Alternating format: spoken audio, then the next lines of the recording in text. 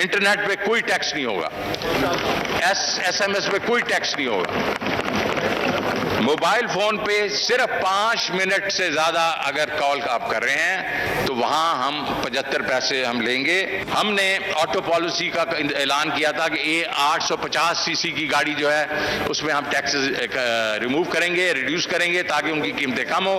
हमने 800 सीसी को 1000 सीसी तक कर दिया है। दूध और दीगर मसनूआत पर जो 10 से 17% टैक्स बढ़ा था हमने उसको वापस ले लिया। पोल्ट्री और कैटल फीड की अज्जा पे टैक्स जो 17% था उसको वापस हम लेके 10% पे ला रहे हैं। सोने और चांदी पे आयत 17% टैक्स को कम करके 1 और 3% किया जा रहा है। जो लोग टैक्स अदा नहीं करेंगे, जब वो टैक्स ऑडिट फर्म हमें कहेंगी कि ये हैबिचुअल टैक्स डिफॉल्टर्स हैं, तो उसके ऊपर हम उनको अरेस्ट भी कर सकेंगे आफ्टर ड्यू प्रोसेस। IMF ने हमारे साथ सख्त कंडीशंस रखी और फ्रंट लोड कर दी कि हम पैसे ही नहीं देंगे जब तक आप ये कंडीशंस पूरी नहीं करेंगे। लेकिन इमरान खान ने बड़ी दिलेरी से ये फैसले किए जो सख्त फैसले थे। अस्सलाम वालेकुम नाज़रीन, आप देख रहे हैं प्रोग्राम एक्सपर्ट्स। मैं हूं दुआ जमील। आज के पैनल का हिस्सा होंगे अयाज खान साहब, आमिर इलियास राना साहब, फैसल हुसैन साहब, ब्रिगेडियर रिटायर हारिस नवाज साहब, हाफिज़ ताहिर महमूद अशफी साहब और मोहम्मद इलियास साहब। बढ़ते हैं पहले बड़े सवाल की तरफ। और आज का हम ये खुसूसी शो भी इसीलिए कर रहे हैं क्योंकि गवर्नमेंट ने वफाकी बजट में आवाम को रिलीफ देने के दावों के बावजूद मुख्तलिफ शोबों में नए टैक्स लगाया और जिसके बाद महंगाई में मजीद इजाफे का खदशा जाहिर किया गया। अपोजिशन और मुआशी माहिरीन की जानिब से तनकीद का सिलसिला भी जारी है और हम भी अपने प्रोग्राम के जरिए इस पर मुसलसल आवाज़ उठा रहे हैं। आज गवर्नमेंट को बिलाखिर होश आ गया। वफाकी वज़ीर ख़जाना शौकत तरीन ने कौमी असम्बली में बजट पर बहस समेटते हुए फूड आइटम समेत कई अहम शोबों में लगाए गए टैक्सेस वापस लेने का ऐलान कर दिया है। उन्होंने बताया कि दूध, दही, डेयरी मसनूआत, आटे और उससे मुंसलिक अशिया पर आई टैक्स वापस लिया जा रहा है।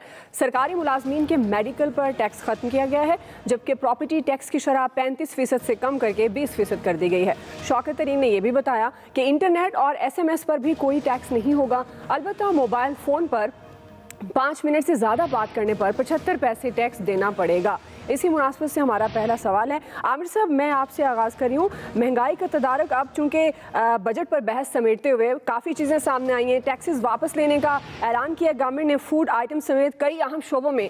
आपके ख्याल में अब क्या गवर्नमेंट महंगाई को ख़त्म करने को लेकर सही ट्रैक पर है, आप समझते हैं?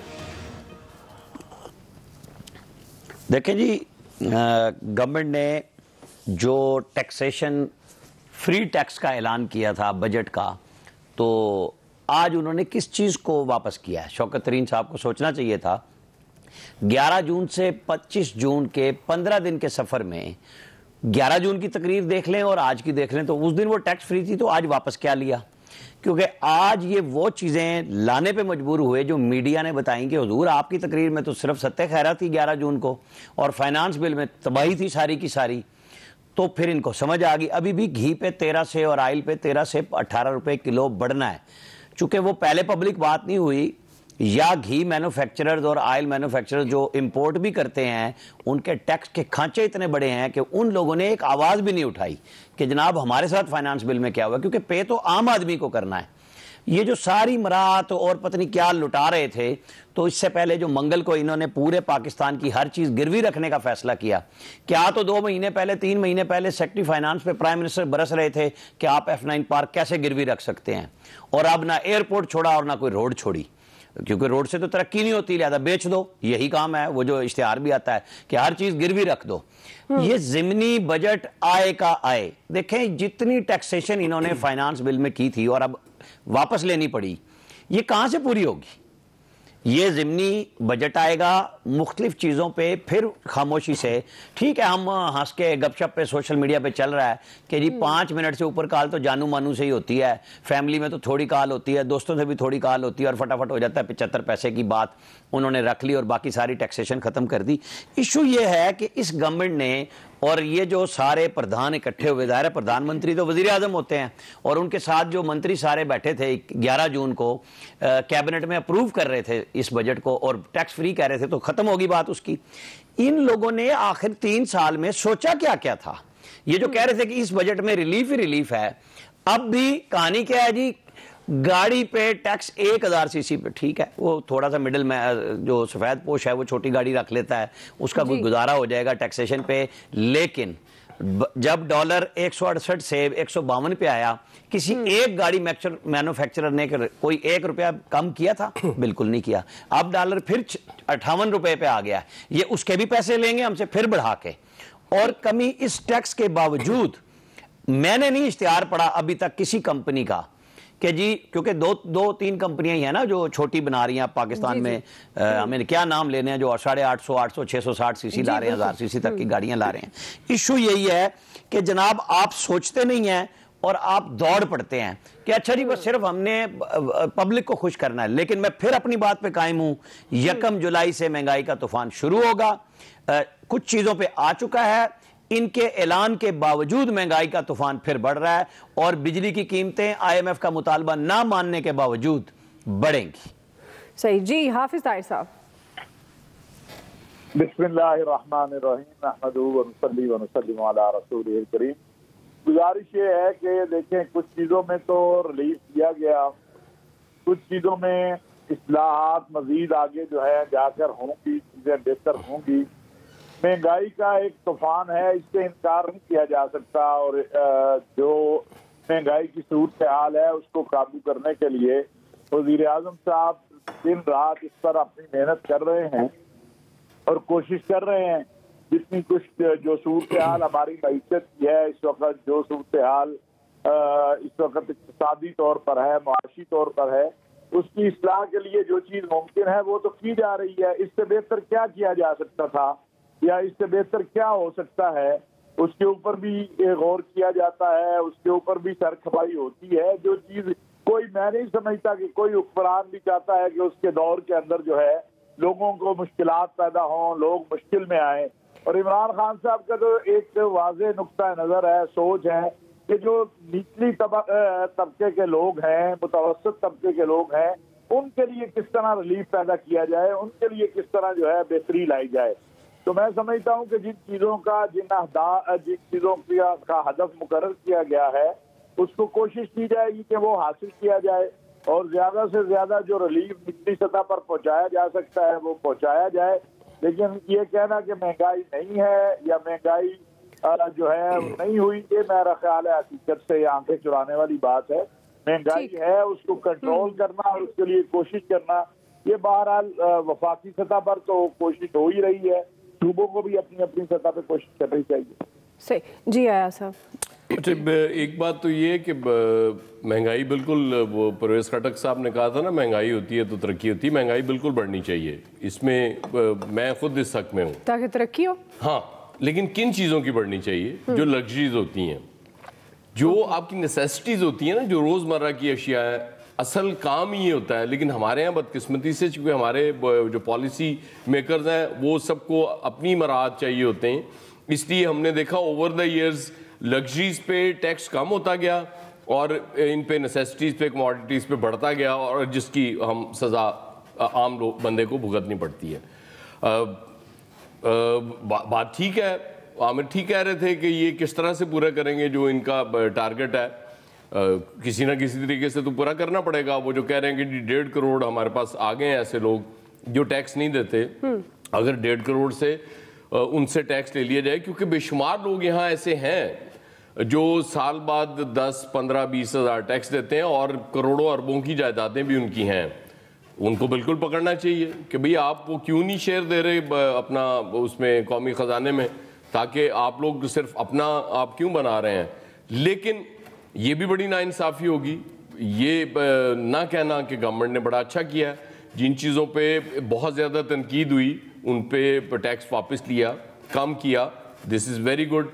800 सीसी से 1000 सीसी तक ले गए उसको। लेकिन फिर सवाल वही है, क्योंकि ये डिबेट हो चुकी है ऑलरेडी, जब ये टैक्स कम करने की बात हो रही थी छोटी गाड़ियों पे, तो कि जी क्या आप मेक श्योर करेंगे कि प्राइसेस भी कम हो? क्योंकि अगर प्राइसेस कम नहीं होती, जैसे कि एक मिसाल मैंने चंद दिन पहले भी दी थी कि वो जब कहा गया 50 पैसे पर केजी सीमेंट सस्ता किया गया, तो वो आम आदमी तक तो पहुंचा ही नहीं जिसने यूज़ करना है।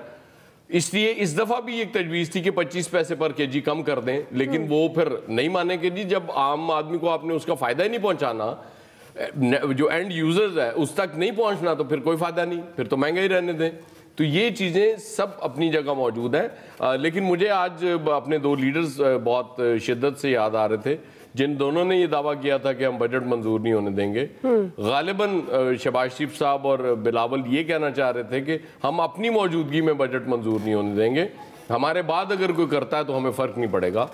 लेकिन इसकी आज सुबह राना साहब, चूँकि हमारे ये राना साहब नहीं जो वज़ीर कानून रहे हुए हैं पंजाब के, उन राना साहब की बात कर रहा हूँ। वो मॉर्निंग शो में जब उनसे सवाल किया गया कि जी आप बजट मंजूर, आपने कहा था नहीं होने देंगे, तो उन्होंने बड़ा खूबसूरत जवाब दिया था। उन्होंने कहा था बजट मंजूर या ना मंजूर नहीं होता, बजट सिर्फ एक्सपोज होता है। तो अपोजिशन का यही काम है कि उसको एक्सपोज करे, और ये एक्सपोज करने के बाद ही ये टैक्सेस वापस होंगे। जी ब्रिगेडियर साहब, देखें दुआ एक है कि वी मस्ट रियलाइज के under all difficult financial condition में ये बजट बुरा नहीं है, और ख़ासतौर जो अभी उन्होंने और टैक्स छूट दी है, एंड इट इज़ गुड कि दे अंडरस्टूड द प्रॉब्लम जो लोगों को हो रही है। उस पर आपने जो प्रॉपर्टी में और फिर उसके बाद बाकी डिफरेंट ये गाड़ियों में टैक्स कर दिया, डेयरी प्रोडक्ट्स में कर दिया है, ये चीज़ों में it's a positive step. Government को प्रॉब्लम है, लेकिन आई डू एग्री कि गवर्नमेंट को 1 जुलाई से इंश्योर, अभी 5-6 दिन है, इनको कम से कम 3 प्रोविंसेस में जहाँ इनकी हुकूमत है वहाँ उनको स्ट्रिक्टली अपने चीफ मिनिस्टर को कहना चाहिए कि प्राइस कंट्रोल करें। अननेसेसरी इसका बहाना बना के बजट को इसमें नहीं बढ़ना चाहिए, क्योंकि आवाम को एक्चुअल रिलीफ की ज़रूरत है। बहुत महंगी चीज़ हो गई थी और महंगी हो चुकी हैं, बट आई एम श्योर कि ये जो आज जो टैक्स छूट मिली है, इसका मतलब ये है कि गवर्नमेंट रियलाइज़ कर रही है कि वाकई चीज़ें महंगी हैं और आवाम को रिलीफ देने की ज़रूरत है। लेकिन इसके साथ जो 2-3 अहम चीज़ें करने की हैं वो ये हैं कि सिर्फ ये देख लेंगे जो पाकिस्तान के 10% जो बहुत अमीर लोग हैं, जस्ट उनके देखें, उनके बिजनेस कारोबार देखें और देखें वो टैक्स के रिटर्न करते हैं। ये सारा टैक्स जो ये गवर्नमेंट एम्प्लॉइज़ और सेमी गवर्नमेंट एम्प्लॉइज़ जो हैं उनसे लिया जाता है, और 1-2 लाख 3 लाख लोग हैं तो टैक्स नेट में है। ये डायकॉटमी, अगर इसको हम ठीक कर लें तो हमारा ये 5000 से लेके हम 10,000 बिलियन तक भी जा सकते हैं, इसको रिकवरी कर सकते हैं। ये करने की जरूरत है। सेकंड जो FBR की चोरी है, वी ऑल नो कि वो इसकी प्रॉब्लम है। और ऑटो इंडस्ट्री को मुल्क में लगाने का क्या फ़ायदा हुआ अगर आपने एक गाड़ी 45 लाख रुपए की करोड़ा की या होंडा सिविक कर दी है। इसमें रूल ये था कि 50% जो है वो पाकिस्तान में चीज़ें बनेंगी, और वो मोनोपोली करके 4-5 लोगों को दिए, ये भी इंपोर्ट कर रहे हैं, जिसकी वजह से ये प्रॉब्लम होती है। डॉलर की आमिर साहब की बात ठीक है, डिफरेंस होता है उतना स्ट्रेट अवे प्राइस डाउन होनी चाहिए, जितने भी लाख डॉलर्स की बात है। तो आई एम श्योर कि ये ओवरऑल ठीक है, लेकिन गवर्नमेंट को अब जिसको ये नेक्स्ट मंथ जुलाई का आ रहा है, it is very important, they have to ensure कि प्राइसेस आर केप्ट लो। जी फैसल हुसैन साहब, दुआ छोटी सी बात अगर फैसल से कर लूं, एक लम्हा बस अगर दे सकें। जी बिल्कुल करें। ब्रिगेडियर साहब अभी कह रहे थे ना कि ये अरबपति हैं, ऐसे हमारे यहाँ वाकई अरबपति ऐसे हैं, जब आप उनसे बात करेंगे तो वो आपको इस तरह बयान करेंगे कि जैसे कुछ अखबारी मालकान हैं कि वो वर्करों की तनख्वाह नहीं देते, तकरीर इतनी अच्छी करते हैं कि बदले में चंदा ही ले लेते हैं कि माफ़ कर दो और कुछ दे जाओ। यही अरबपतियों का हाल है। जी फैसल साहब, कौन से मालकान की बात कर रहे हैं आमिर भाई? अब आपकी बारी है, मैंने कर ली। अच्छा, मैंने कहा बता भी जाती तो अच्छा रहता ना। बड़ी आपने ढकी चुपे अंदाज में बात की ना, इसलिए मैंने कहा बता याद कर लो यार कुछ। फैसल साहब, नहीं उन्हें सब जानते हैं फैसल, खुद ही वो ओपन सीक्रेट है, खुद ही समझ सकते हैं ना। ठीक है, ओके फिर ठीक है। लेकिन आप आमिर साहब को फंसाना चाह रहे थे। नहीं, ये आमिर साहब ने जो है ना नाम लिए बगैर पता नहीं किसका नाम लिया है। चलें ठीक है जी, अपना पॉइंट ऑफ व्यू दीजिएगा प्लीज। अयाज साहब ने भी समझ लिया और सुनने वालों ने और देखने वालों ने भी समझ लिया। जी फैसल साहब, देखिए हुकूमत का जो इस वक्त सबसे बड़ी जो तरजीह होनी चाहिए वो होनी चाहिए महंगाई, क्योंकि महंगाई इस वक्त एक ऐसा मामला है जिससे हर आदमी जो है वो परेशान है। अच्छा, महंगाई क्यों है, महंगाई क्यों बढ़ती चली जा रही है, इसको रोकने के लिए कोई मैकेनिज्म मौजूद नहीं है। अगर कोई मैकेनिज्म मौजूद भी है तो वो फाल नहीं है। अच्छा, महंगाई एक ऐसा सब्जेक्ट है कि ना वो वफाकी हुकूमत अपने तय अलग रोक सकती है, ना वो सूबाई हुकूमत जो है वो अपने तौर पे जो है अकेले इस पर जो है वो काबू पा सकती है। तो इस वक्त अगर हुकूमत जो है कि जो सूबाई हुकूमतों के, वफाकी हुकूमतों के और सियासी जमातों के जो इख्तलाफात हैं, अच्छा इख्तलाफात क्या है, जहाँ इनके ज़ाती मरात है, वहाँ तो एक दूसरे के जो है ना ये बैकडोर डिप्लोमेसी से अपनी चीज़ों को जो है वो तय कर लेते हैं।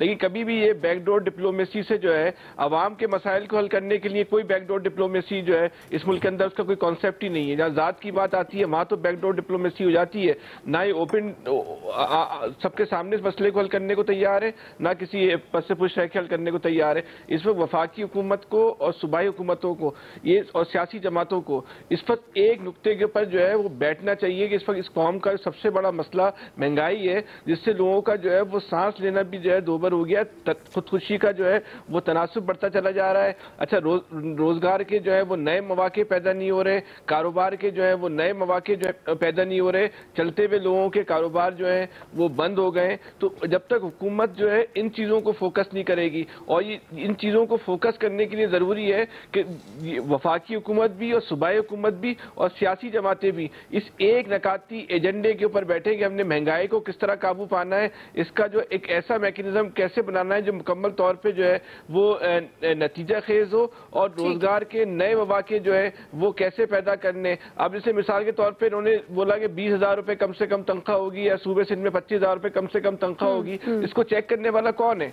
जो चेक करने वाला एक लेबर इंस्पेक्टर है, उसका तो हर फैक्ट्री में जो है वो 10,000 रुपए का भत्ता बना हुआ है, वो तो अपने 10,000 रुपए का भत्ता हर महीने लेके चले जाता है। उसके बाद जो है आप अपनी फैक्ट्रियों को जो है वो मुलाजिम को 8,000 रुपए दें या 10,000 रुपए दें, उनसे जो है उन फैक्ट्री मालकान से जो है वो कौन पूछने वाला है? तो ये मैकेनिज्म बनाना है कि जो हुकूमत की पॉलिसियों को और हुकूमत की रिट को जब अमल दरामद करने के लिए और महंगाई को रोकने के लिए, जब तक आप कोई भी जो है वो नतीजा खेज पॉलिसियां नहीं बना सकते। ठीक है जी, इलियास साहब। देखिए जी, सबसे बड़ी यह है कि जो जैसे गवर्नमेंट की जानिब से कहा जा रहा है कि उन्होंने निशानदेही की है कि वो जो टैक्स लोग नहीं दे रहे, टैक्स नेट में नहीं है, इनको अपनी टैक्स की बेस बढ़ानी चाहिए, टैक्स का दायरा का। टैक्स में जब तक रिलीफ नहीं देंगे इंडस्ट्री को, कोई ऐसी पॉलिसियाँ नहीं लाएंगे जिसकी वजह से जो बजट में तो ऐलान किया जा रहा था कि सब कोई टैक्स नहीं लगाया जा रहा, अब तो देखें गवर्नमेंट ने खुद टैक्स हटाए हैं। जब शोर मचा, मीडिया ने शोर मचाया, अपोजिशन ने शोर मचाया, तो तब जाके अब उन्होंने टैक्स में रिलीफ दिया है। तो इसी तरह जो है कि टैक्स में रिलीफ दिया है, तो इंसेंटिव जो दिए वो उन पर अमल दरामद जब तक नहीं होगा, इंडस्ट्री फैलेगी नहीं, फलेगी फूलेगी नहीं, तो लोगों को रोज़गार नहीं मिलेगा। रोज़गार नहीं मिलेगा तो आमदन नहीं बढ़ेगा। अब सरकार ने तो इतनी ज़्यादा नौकरी खुद नहीं दे सकती, तो लिहाजा प्राइवेट सेक्टर को देना चाहिए, टैक्स में रिलीफ देना चाहिए था, ताकि जो रिलीफ मिलता तो उसकी वजह से इंडस्ट्री ज़्यादा होती, इन्वेस्टमेंट आती। तो ऐसी सूरत हाल देख लें बजट में, फिर वही घूम गया। वो कहते हैं कि गोरख धंधा है जी, समझ नहीं लगा। अब वो जो टैक्स जो निशानदेही कर दी वो समझ लग गई, बाकी वो रह गया। अब इम्प्लीमेंट क्या होगा? सब उधर गोल हो गया। जो बताया जा रहा था जिस दिन सब तारीफ कर रहे थे, अब देखें अमल दरामद जब होगा वो रूटीन पर आ गए। अब जो इतना गवर्नमेंट ने जो रिलीफ दिया, अब जो इन्होंने लगाया थे कि इतने टैक्स बढ़ाएंगे, तो वो डेफिसिट कहाँ से पूरा होगा? बजट में वो डेफिसिट होगा, वो आमदन कहाँ से आएगी? जाहिर है IMF के पास अब इन्होंने जाना है। अब IMF की जानिब से कल ये कहा जा रहा था कि जी अभी हमारी बातचीत इनसे चल रही है, तो अगर इनको किस्त नहीं मिलती तो वो तमाम डॉलर पर प्रेशर आएगा, फिर एक महंगाई का बाजार गर्म होगा। तो वो पहले ही महंगाई इतनी ज़्यादा कि गवर्नमेंट से कंट्रोल नहीं हो रही। तो ये जो तमाम सूरत हाल है, गवर्नमेंट को इस पर अभी भी काबू पाना चाहिए। वक्त नहीं गुजरा, अगर नहीं काबू पाएंगे तो लोगों को आने वाले दिनों में मज़ीद देखेंगे। अभी तो ट्रेड डेफिसिट बढ़ेगा क्योंकि अब इकॉनमी खुली है कोरोना के बाद, तो अब इंपोर्ट बढ़ेगी। जो इम्पोर्टेड जो चीज़ें हैं वो पहले ही देख लें आपके कितनी 100 गुना उनकी कीमत में इजाफा हो गया। तो जाहिर है जो रॉ मटेरियल वगैरह आएगा, अगर डॉलर महंगा हो गया तो फिर हमें फिर एक मुसीबत का सामना करना पड़ेगा। अभी पेट्रोल की कीमत बढ़ा दी, बिजली की कीमत बढ़ा दी, ये बुनियादी चीज़ें अगर इन पर आम आदमी पर ज़्यादा असर पड़ेगा। बिल्कुल जी, अगर बिल्कुल आपकी बात दुरुस्त। हुकूमत का फूड आइटम समेत कई अहम शोबों में टैक्सेस वापस लेने का उन्होंने ऐलान तो कर दिया है, लेकिन अब देखना ये है कि आम आदमी किस तरह से इससे फ़ायदा उठा सकता है। राय आप जान चुके हैं एक्सपर्ट्स की। ब्रेक लेते हैं जी, ब्रेक से वापस आएंगे। मोदी ड्रामा फेल हो गया, हम सवाल रखेंगे। भारत नवाज कश्मीरी क़यादत का मौक़िफ़ क्या तब्दीली लाएगा? राय लेते हैं ब्रेक के बाद।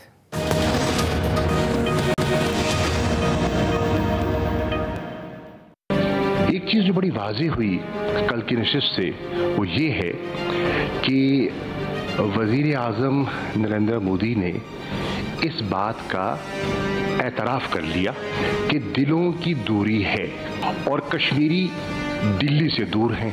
ये तो बात सामने आ गई और कहा कि मैं चाहता हूं कि इस नशिस्त से दिलों की दूरी को मिटाना चाहता हूं। नशिस्त हुई, हासिल वसूल कुछ ना हुआ। मेरी नज़र में ये एक नाटक था। और नाटक क्यों था? नाटक इसलिए था और 2 साल में जो जम्मू और कश्मीर पर जबर और तसल्लुत मुसल्लत किया गया, उससे हिंदुस्तान का जो इंटरनेशनल इमेज है, उसकी जो साख है, वो बुरी तरह मुतासिर हुई कि वज़ीर आज़म मोदी की जो ज़ाती जो शख्सियत है, उस पर भी बहुत से सवालिया निशान उठाए गए। नाज़रीन, अगर मकबूजा कश्मीर की बात करें तो मोदी सरकार का ड्रामा फ्लॉप हो गया है। मकबूजा कश्मीर के सूरत हाल पर पाकिस्तान, ख़ास तौर पर प्राइम मिनिस्टर इमरान खान इस इशू पर मुसलसल आवाज़ उठा रहे हैं। वो हर आलमी फोरम पर कश्मीरियों की आवाज़ बने और मोदी सरकार की रियासती दहशतगर्दी को उन्होंने बेनकाब किया।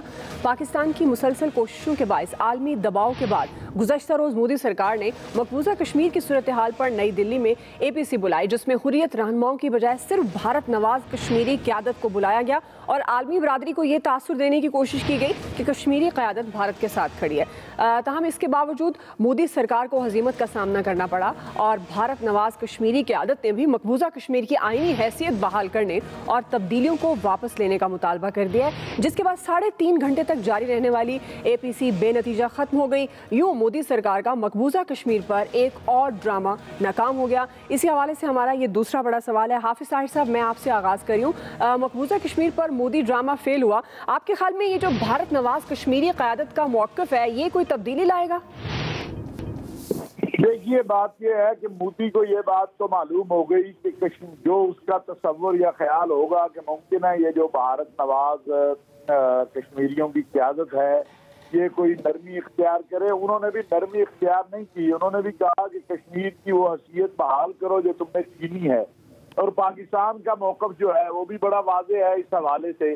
तो मैं समझता हूँ कि अगर के मोदी जो है वो तो कोई इसमें इंसानियत नाम की चीज़ तो नहीं है, बर्बरियत और शफाकियत भरी हुई है मोदी और उसकी हुकूमत में।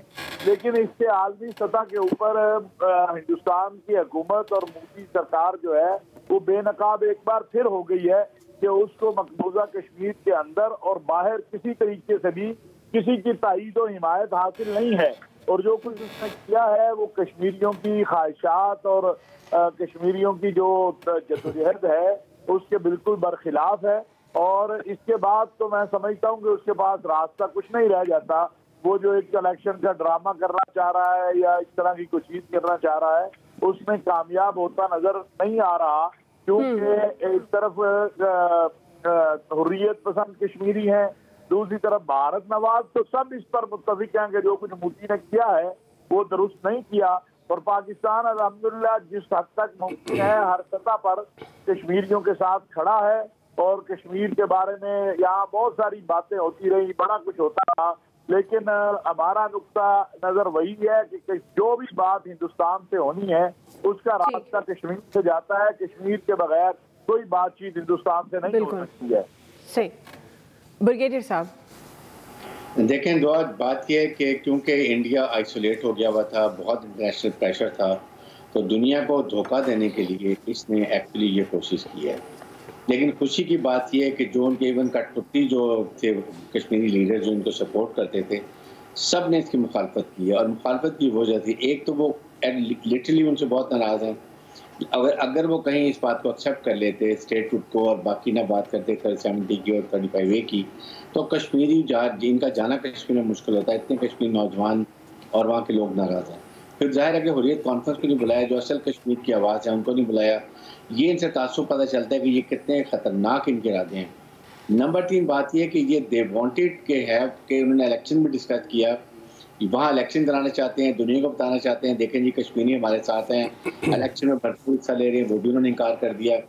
सेकंड, डिलिमिटेशन की कोशिश कर रहे हैं जिसमें वो जहाँ मुसलमान मेजॉरिटी है जम्मू डिवीजन के अंदर, वहाँ पर ये 7 कॉन्स्टिट्यूंसी और ऐसी निकाल रहे हैं जहाँ हिंदू उस एरिया में ज़्यादा हैं ताकि वो उनका वोट मिले और इनकी सीट जो है तकरीबन कश्मीरियों की और हिंदुओं की बराबर हो जाए। अभी 46 हैं और 37 हैं, ये 7 लेकिन 44 हो जाती है। ये वजूहत है, इसकी वजह ये करना चाह रहे थे, लेकिन बुरी तरह नाकाम हुए हैं।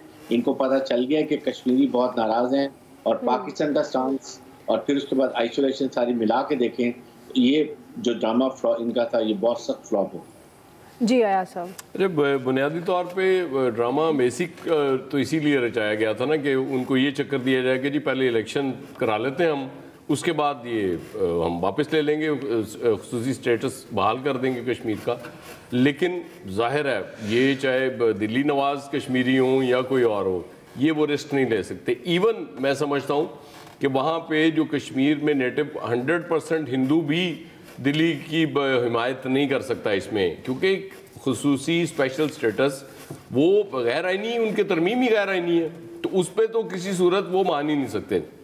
दूसरा, ऑब्वियसली हम यहाँ बात किया करते हैं कि जी साल में एक दफ़ा कहीं हम जाके कश्मीर को याद करते हैं, लेकिन स्टिल वो जो प्रेशर बनता है वो कहीं ना कहीं उसका असर होता है और वो हमें नज़र भी आ रहा होता है। तो ये ऐसे नहीं है कि बात भी की जाए किसी फोरम पे भी, आप जब कश्मीर के हवाले से बात कर रहे होते हैं तो वो नरेंद्र मोदी को चुभती है और उसलिए ये सारा ड्रामा भी किया है। लेकिन मेरा ख्याल है इसके फ्लॉप होने के बाद अब चारा तो कोई नहीं है नरेंद्र मोदी साहब के पास कि वो उसका खुसूसी स्टेटस तो पहले बहाल करें, उसके बाद ही आगे बात हो सकती है, क्योंकि मुझे नहीं लगता कि कोई भी कश्मीरी इस मौक़िफ़ की हिमायत कर सकता है कि जी उसके बगैर आप इलेक्शंस करा। जी इलियास साहब, देखिए मोदी ने बड़ा अपना एक प्लान बनाया, उसको चलाने की कोशिश की कि तमाम जो अपने कश्मीरी जो उनके हम ख्याल थे उनको बुलाया, लेकिन वो भी उसकी चल नहीं सकी उसकी पॉलिसी कि जी वो उनका साथ देते कश्मीरियों ने बहाली यानी चाहिए कि जिस तरह है कश्मीर की पहली तरह उसको बहाल किया जाए, और हुर्रियत रहनुमाओं को बुलाया नहीं क्योंकि उसको पता था कि ये इन्होंने माननी नहीं बात। दुनिया के सामने एक ड्रामा करने की कोशिश की है जिसके में सामने वो सामने जो लिबादा ओढ़ा हुआ था फ्रॉड का, वो सामने सबके सामने आ गया कि मोदी ने फिर एक दफ़ा अब किया है कि कश्मीरियों के साथ फिर एक वो चाहा कि फ्रॉड कर ले, लेकिन उसकी ये कामयाबी नहीं है। लेकिन पाकिस्तान ने भी अपना मौक़िफ़ पर डटा हुआ और इसको आलमी सतह पर इसको उठाना चाहिए कि मोदी की जानब से जो किया जा रहा है इस वक्त फ्रॉड, ये सही नहीं है और ये हमें इस पर कोशिश जारी रखनी चाहिए, क्योंकि ये जब तक नहीं होगा, क्योंकि पाकिस्तान ने इसके लिए जब तक अपना मौक़िफ़ रखा हुआ है, इसके लिए तजारत भी बंद की हुई है। आप देख लें, इसके लिए डट जाने की वजह से क्या पाकिस्तान को कीमत भी अदा करनी पड़ रही है, अपना रॉ मटीरियल दूसरी जगहों से मंगाना पड़ रहा है इंडस्ट्री का। तो इसलिए जब तक कश्मीर को हवाले से भारत अपना सही नहीं रुख अख्तियार करेगा, उस वक्त तक इसको बताते रहना चाहिए दुनिया को कि ये मोदी गलत कर रहा है। ठीक जी, आमिर साहब, काश मैं इन सब हमारे जय्यद एक्सपर्ट्स की राय के साथ चल सकता, अपने वज़ीर ख़ारजा की राय के साथ चल सकता कि इंटरनेशनली मोदी पीछे चला गया। मैं फ़िक्रा स्टार्ट करूँगा वज़ीर आज़म इमरान ख़ान का न्यूयॉर्क टाइम्स को कि हमें अमेरिका के साथ ताल्लुकात बरतानिया जैसे चाहिए, हमें अमेरिका के साथ ताल्लुकात इंडिया जैसे चाहिए। बहुत अच्छी बात है, हम अड्डे भी नहीं दे रहे। फिर जो ख्वाहिश का इजहार हो रहा है कि इंडिया से बातचीत तब होगी, जब इंडिया ने कब ख्वाहिश का इजहार किया आपसे किसी बात करने का? उन्होंने जो कॉन्फ्रेंस की, हम सब बहुत अच्छी बातें करते हैं, वो तो जो आर्टिकल 370 है, हम कहते हैं जी वो उनका इंटरनल मामला है, वो गैर आइनी तरमीम है, बहुत अच्छी बात है, सब ठीक है। इशू ये है कि वो अपना काम मोदी कर रहा है अपने एजेंडे के मुताबिक। वो रियासत के तौर पे कश्मीर को, जो मकबूदा कश्मीर का एरिया, उसको ख़त्म कर रहा है। वो शोपियाँ और 4 साउथ के डिस्ट्रिक्ट मिला के एक अलग वैली कर रहा है। वैली जो ओरिजिनल, जो एक्चुअली मुसलमानों की इंडिया में वाहिद स्टेट है जो जहाँ मुसलमानों की अक्सरियत है, वो उसको ख़त्म कर रहा है। वो वैली के नाम से ही काम ख़त्म कर देगा। जिस तरीके से वो चल रहा है, जम्मू को वो अलग कर रहा है। हम कह रहे हैं जी वो स्टेटहुड है, फलाना है, आर्टिकल 370 है। हम करने क्या जा रहे हैं? हमारे पास है क्या बात करने के लिए कि हम जो सफ़ीर बने मकबूदा कश्मीर के लिए और हम जो उनके सिफारतकार बने हैं, हमने उनको रिलीफ कौन सा लेके दे दिया है? हम तो अब बातचीत पे भी हमारे रुख बदले हैं। पहले हम कहते थे स्टेटस बहाल करो, अब हम कहते हैं नहीं, स्टेटस पे बहाली पे अगर बात करते हो तब भी हम बात करने के लिए तैयार हैं। क्या इंडिया ने किया? इशू ये है कि क्या हम सिर्फ लोकल कंजम्पशन के लिए एक दूसरे को बात सुनाएंगे, या इंटरनेशनली कहीं इंडिया पे स्टार्ट के चंद महीनों पे, जहां इंसानी हकूक़ की बुनियाद पे आलमी मीडिया ने मकबूदा कश्मीर के मुसलमानों की साथ होने वाली इंडियन फौजियों की बर्बरियत का इजहार किया और तस्वीरें भी दिखाई और बताया, और उसके बाद सब खामोश हो गए हमारे समेत। हम भी मोदी कॉन्फ्रेंस बुलाए तो हम भी प्रेस कॉन्फ्रेंस कर लें। हमने कोई ऐसा रेगुलर अमल क्या किया है कि हम कह सकें जी हाँ हमने ये रिलीफ मकबूजा कश्मीर के मुसलमानों को ले दिया है। हमें पॉलिसी साजी में देखें, हम अगले सेगमेंट में जब जा रहे हैं ना, मैं उस पर आऊंगा डिटेल से, लेकिन आज जो इशू हमारे साथ, चाहे वो कश्मीर हो, वो फैटफ हो, अमेरिका को अड्डे देने का हो, हमें अपनी आवाज तब बनेगी जब हमारी हुकूमत, स्टेट, अपोजिशन सब एक बैठ के, ये वक्त ऐसा है अफगानिस्तान के हमारे पड़ोस में जो कदम आ रहे हैं और धमक हमें मिलनी शुरू हो गई है, अगर हम अब भी नहीं सोचेंगे तो नुकसान सिर्फ हमारा है और हमें सोच लेना चाहिए, हमें बैठ जाना चाहिए। फैसल साहब, देखिए ये अब हमें तय करना पड़ेगा कि हम हमारी कामयाबी की और नाकामी के म्यारात क्या हैं, और भारत की नाकामी और कामयाबी के जो हैं वो म्यारात क्या हैं। हम खुद ही बैठ के जो है अगर ये तय करना शुरू कर दें कि भारत को इस बात पर जो है अपनी मुंह की खानी पड़ी, तो ये अपने दिल को मुतमईन करने की बात है। देखिए हमें जब इस बात का यकीन करना चाहिए कि भारत को मुंह की खानी पड़ी, मौदूदी सा जो है पसपा हो गया, जब हमें कश्मीर में कोई जो है वो रिलीफ नजर आए। बाकी वहाँ पे जो मुखालफत हो रही है तो वो भारत की पॉलिसियां हैं, तो उसका चेहरा उसने अपना, मोदी ने इतना मस्क कर लिया है, इतना काला कर लिया है कि उसके तो किसी तौर पे कोई उसकी हिमायत कर ही नहीं सकता। वो कोई भी आदमी जो है हिमायत करके, तो वहाँ पे जो उनके अपने मुसलमान, तो एक अलग बात है जो एयाज साहब कह रहे हैं, बिल्कुल सही बात है। बल्कि मैं तो इसको आगे बढ़ाऊंगा कि वो कह रहे हैं कश्मीर में, भारत में भी जो है आप बैठ के जो है इस पॉलिसी की हिमायत नहीं कर सकते। कश्मीर से बाहर भी जो है कोई भी आदमी, हिंदू भी जो है मोदी की पॉलिसियों को जो है पसंद नहीं कर रहा। वो तो जिस जनूनियत पे और जिस इंतहा पसंदी पे चला गया है, तो वहां से तो वो खुद जो है, जो एक जिसको हम कहते हैं कि हिंदू एक बड़ी इंतहा पसंद कौम है, वो लोग भी जो है उनकी पॉलिसियों को जो है वो कबूल करने को जो है वो तैयार नहीं है। हम अपने तय किस बात पर जो है वो खुश हो जाते हैं। हमारी अपनी अमली जो काबिशें हैं वो बहरहाल हमें कहीं नजर नहीं आती। जरूरत इस बात की है, वजीर हमारे खारजा काफी मसरूफ आदमी है, तो हमें एक डिप्टी वजीर खारजा की एक असामी जो है वो क्रिएट करनी चाहिए, जो सिर्फ कश्मीर पे जो है वो जाए, कश्मीर का मसला जो है दुनिया के सामने जाके रखे। इस वक्त हम दुनिया के सामने जो है कश्मीर के मसले को भी जो है सही तरह नहीं रख पाए। ठीक हो गया फैसल साहब, आपका आ गया। ब्रेक लेते हैं जी, ब्रेक से वापस आएंगे। तीसरा सवाल हमारा है, क्या FATF को पाकिस्तान पर दबाव के लिए इस्तेमाल किया जा रहा है? राय लेते हैं ब्रेक के बाद।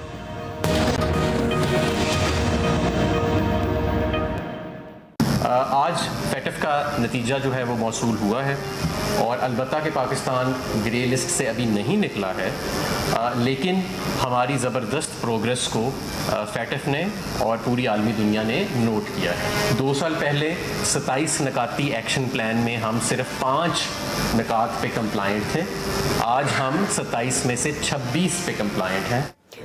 FATF के हवाले से पाकिस्तान को बड़ा धचका लगा है। पाकिस्तान 26 निकात पर अमल दरामद के बावजूद ग्रे लिस्ट से नहीं निकल सका।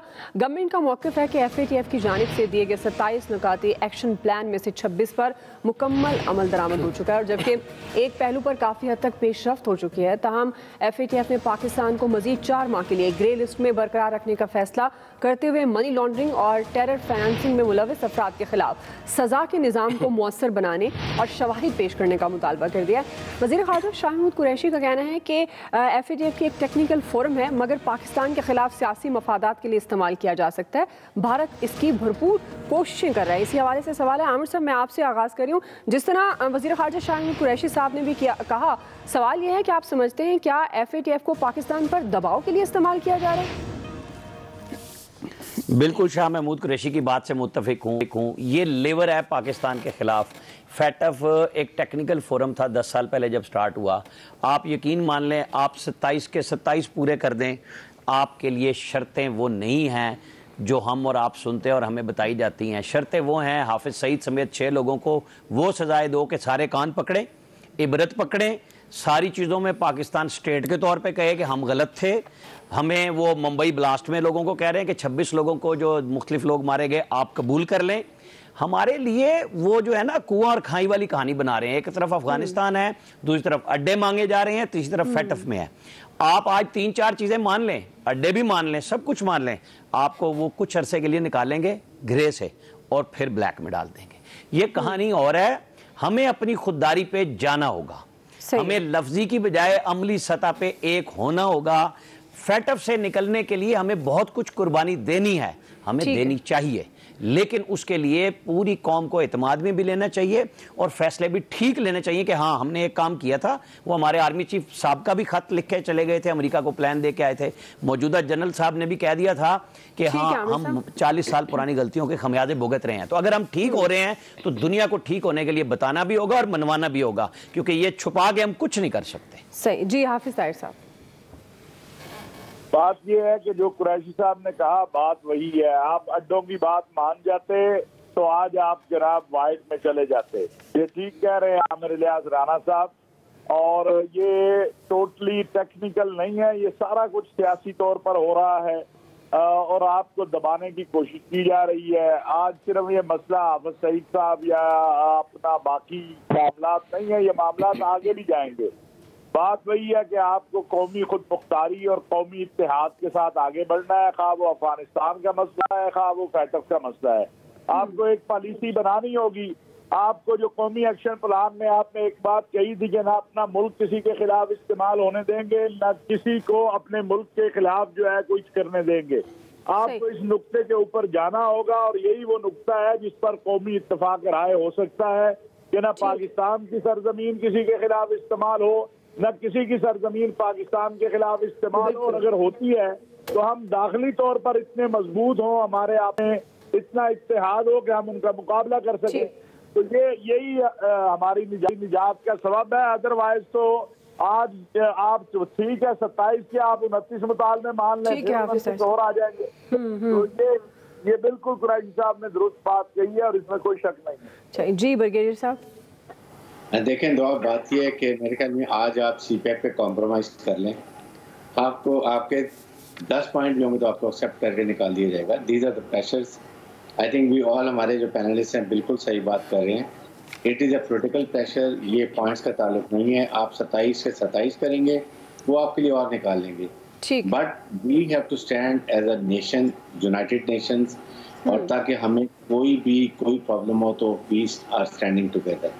नंबर 2 है कि फर्स्ट टाइम पाकिस्तान ने as a nuclear Islamic state behave करना शुरू कर दिया है। आई एम सो हैप्पी कि इस पे स्ट्रॉन्ग स्टैंड ले और अवाम का यूनिटी पैदा करें। जी फैसल साहब।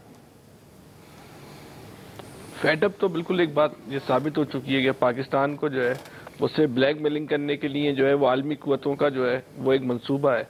अब 2-4 मामलात को छोड़ देंगे, पाकिस्तान में जो भी दहशतगर्दी की वारदातें हो रही हैं, जो भी दहशतगर्द या दहशतगर्दों के जो बड़े ग्रुप पाकिस्तान में मुतारिक और फाल हैं, इनका आखिरी सिरा तो जाके जो है वो भारत से मिलता है। तो ये सारी जो पाबंदियां पाकिस्तान पे लगाई जा रही हैं, पहले तो भारत पे लगानी चाहिए कि वो पाकिस्तान की दहशतगर्दी है, पाकिस्तान की दहशतगर्दों को ऑपरेट कर रहा है। जी आया साहब, उनकी फेयर डील देख लें कि एक नुकता रह गया था, उसमें से 6 मुतालबात उन्होंने नहीं कर दिए। और आज एक प्रेसिडेंट से उनके सवाल पूछा गया फैटफ के कि इंडिया में जो यूरेनियम चोरी के वाकयात हुए उस पर आपका क्या कहना है, तो कह रहे थे नहीं, मुकम्मल तफसीलात से पहले मैं इस पर कमेंट नहीं कर सकता, इसके बाद किसी चीज़ की गुंजाइश नहीं रहती। सही जी इलियास साहब। देखिए जी, सूरत हाल यही कि 26 मान लिए तो एक रह गया, उसमें से जो मुतालबात आए वो देख लें, वो ऐसे हैं कि पाकिस्तान के लिए एक और मुश्किल पैदा कर दी और 4 महीने के अंदर ये पूरे करने हैं। फाइनेंशियली तौर पर जो टेररिज्म के लिए जो पाकिस्तान ने काम किए, इकदाम किए, वो देखने वाले हैं, काबिल सताइश हैं। अगर ये सारे पूरे कर दें तो फिर हमेशा ग्रे लिस्ट में रखें। असल सियासी दबाव है। ठीक है जी, सियासी दबाव है, सियासी है, लेकिन एक मजबूत इसके हवाले से पॉलिसी की ज़रूरत है। राय आप जान चुके हैं। आज के एक्सपर्ट से इतना ख्याल रखिए। अल्लाह।